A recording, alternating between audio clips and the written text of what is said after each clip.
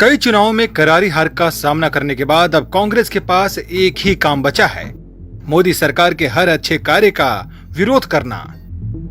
चारों खाने चित हो चुकी कांग्रेस अब नए संसद भवन के निर्माण का विरोध कर रही है।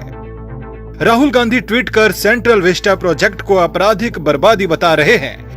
लेकिन क्या आपको पता है कि 9.5 एकड़ में बनने वाली संसद की नई इमारत को लेकर हो हल्ला मचाने वाली कांग्रेस आज से 9 साल पहले यानी 2012 में ही नए संसद भवन के निर्माण के पक्ष में थी, लेकिन आज सिर्फ राजनीतिक द्वेष के चलते विरोध कर रही है। आज जो कांग्रेसी संसद की नई बिल्डिंग के लिए 9.5 एकड़ जमीन का विरोध कर रहे हैं, उन्हें पता होना चाहिए कि केवल नेहरू गांधी परिवार के नेताओं की समाधि 110 एकड़ में बनी है। सबसे बड़ा समाधि स्थल शांति वन पंडित जवाहरलाल नेहरू का है, जो 50 एकड़ भूमि में है। इसके बाद इंदिरा गांधी का शक्ति स्थल 45 एकड़ में है। वहीं राजीव गांधी की समाधि वीर भूमि 15 एकड़ में है।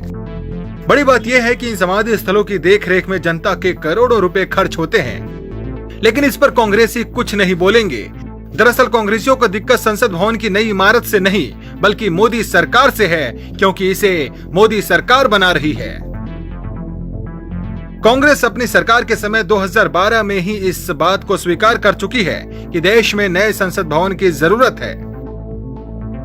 1927 में बनने के बाद से ही मौजूदा संसद भवन का इस्तेमाल हो रहा है, जबकि सिविल इंजीनियरों का मानना है कि संसद भवन जैसी इमारतों की उम्र 60 से 70 साल होती है। लेकिन आज संसद भवन अपनी उम्र के 93वें साल में है। ऐसे में संसद भवन का निर्माण अत्यंत जरूरी है, लेकिन कांग्रेस भवन निर्माण को लेकर देश में दुष्प्रचार करने में जुटी है। जबकि सच्चाई यह है कि संसद भवन सिर्फ प्रधानमंत्री मोदी के लिए नहीं, बल्कि जरूरत के अनुसार देश के माननीय सांसदों के लिए बन रहा है।